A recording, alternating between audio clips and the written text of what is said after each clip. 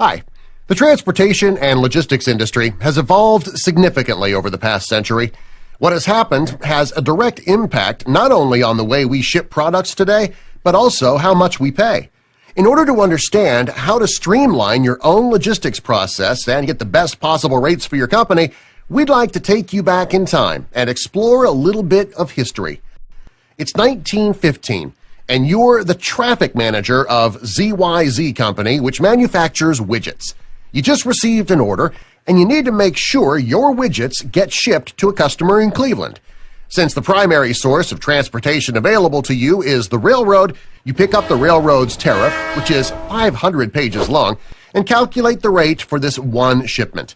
You see, in 1915, railroads were mandated to publish all of their rates and charges in a tariff and to file those tariffs with the Interstate Commerce Commission.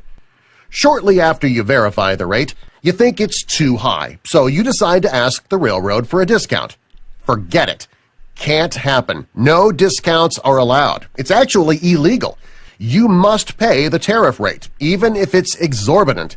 As a shipper in 1915, you didn't have a lot of options to reduce your company's shipping costs, and you certainly had very few options in terms of how to get products to your customer. Let's move the clock forward 20 years to 1935, and you're still working as a traffic manager.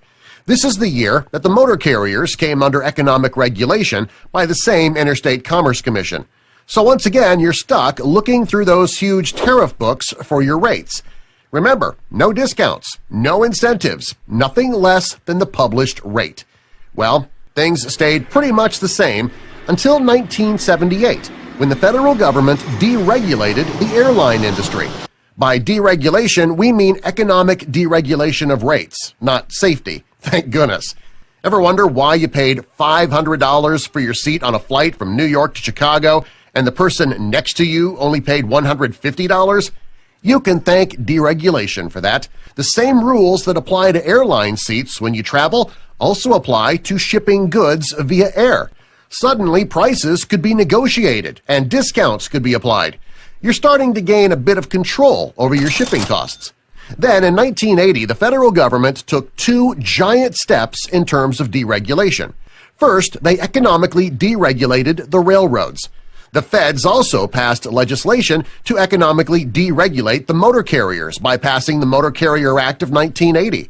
Now, for the first time ever, railroads and motor carriers could negotiate one-on-one with their shipping customers as long as they published those discounts in their tariffs. This is a major advancement. You now have a lot more control over your shipment costs and can utilize your relationships and shipping volume to your advantage. In the late 90s, the Ocean Shipping Reform Act of 1999 partially deregulated ocean carriers.